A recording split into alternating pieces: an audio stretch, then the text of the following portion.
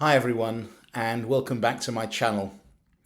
If you're new here, my name is Sandro Bueri and my focus is on behavior in business and the impact of the levers that business leaders can pull to drive excellent performance and culture. This is the week that was, your go-to series for fresh perspectives on how culture shapes the success of organizations. Today, I want to take us inside the machinery of government, the UK government, and what happens when big political promises collide with systems that aren't ready to deliver. Now, let me be very clear. I've always been advised to avoid speaking on politics, so I'm certainly not going to talk about the policy positions of any government, but I do want to focus on execution.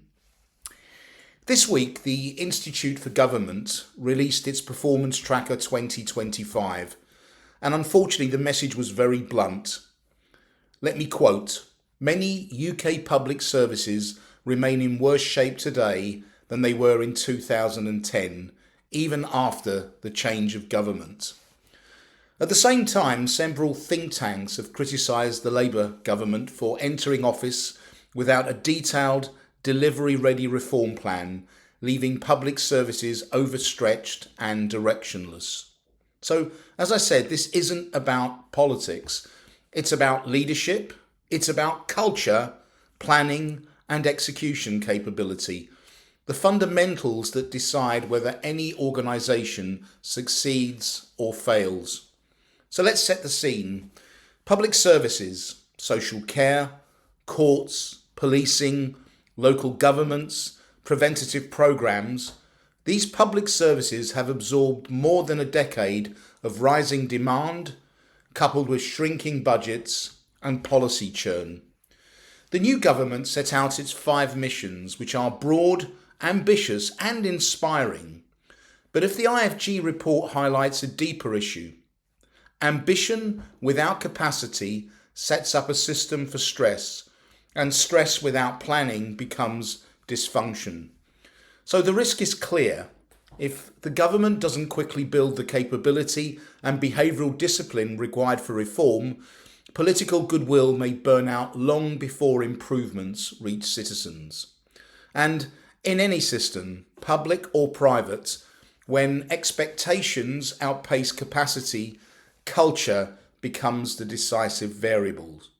So, as with all our previous videos, let's look at the 3 lenses. Let's start with leadership first of all.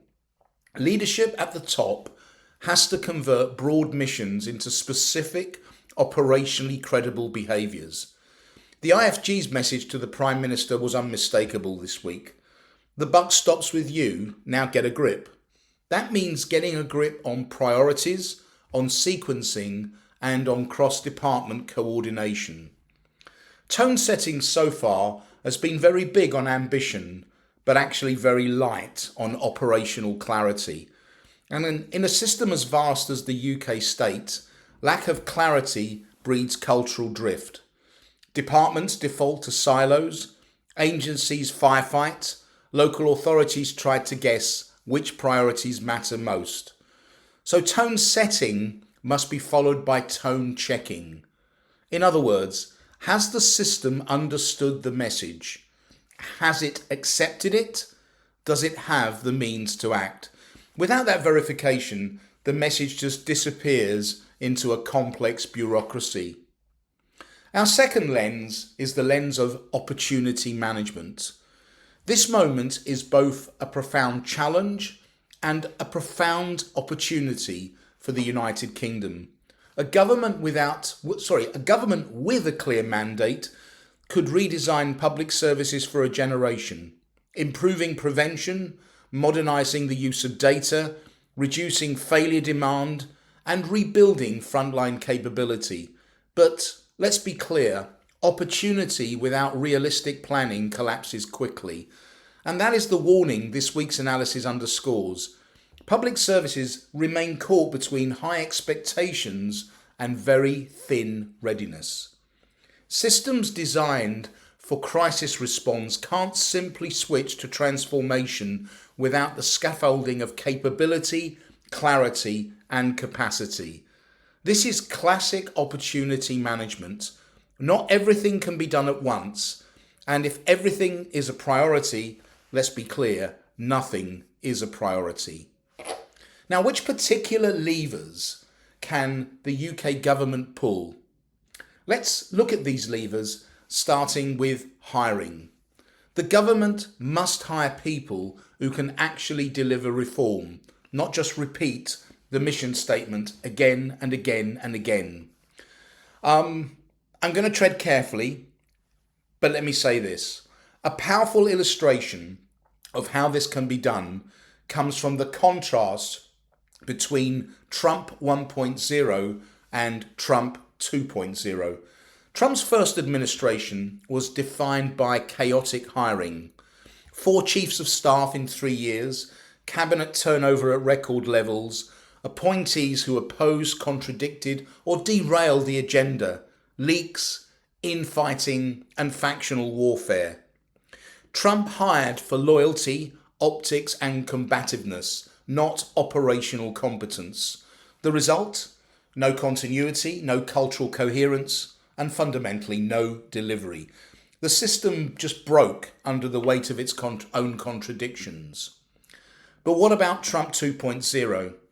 This time, the President of the United States has hired a completely different caliber of people, senior operators with deep administrative experience, individuals who know how to run government machinery, aides who translate political ambition into bureaucratic implementations, and appointees chosen for execution capability, not performance value. Trump 2.0, whatever one thinks of its policies, is a case study in a leader realizing, belatedly, that execution requires adults in the room. So, what's the lesson for the Labour government? If Labour wants reform to work, it must hire like Trump 2.0, not Trump 1.0. It has to hire people who can deliver, not people who simply agree, not people who merely repeat the same mantra, but people who can plan, people who can sequence, people who can coordinate, and people who can execute. This is where reform succeeds or fails. In terms of tone setting, leadership must now move from mission statements to operational expectations. Defining what success looks like this quarter, what challenges must be visible on the front line, and crucially, has the system understood and accepted the ask? Tone setting is meaningless without checking comprehension and verifying execution. In terms of training has to sharpen some very specific delivery skills, namely planning under pressure, realistic sequencing, expectation management, building credible timelines with credible communication, anticipating bottlenecks, creating readiness before demanding transformation, and building operational realism. This is what I call delivery intelligence, the ability to say what can be done, by when, with what capability, and why the timeline holds. Without it, governments, as well as organisations, overpromise, services underdeliver, and culture flips into cynicism. Incentives have to shift from short-term crisis response to long-term outcomes, prevention and productivity. Treasury rules that reward firefighting will always produce firefighting. In terms of performance management, reform has to be tracked through clear behavioural metrics, outcomes, milestones, cross-system collaboration, data sharing, and delivery grip. Performance management has to make how we behave as measurable as what we deliver. So this week's story is ultimately about the behavioural architecture of government. If a government inherits a broken machine, slogans won't fix it. Competence, sequencing, capability, and behavioural discipline will. Labour's challenge is not intent, it's delivery capability. And delivery is, in any sector, is nothing more than culture applied consistently at scale. That's it for this week's episode of The Week That Was. I hope you found it useful.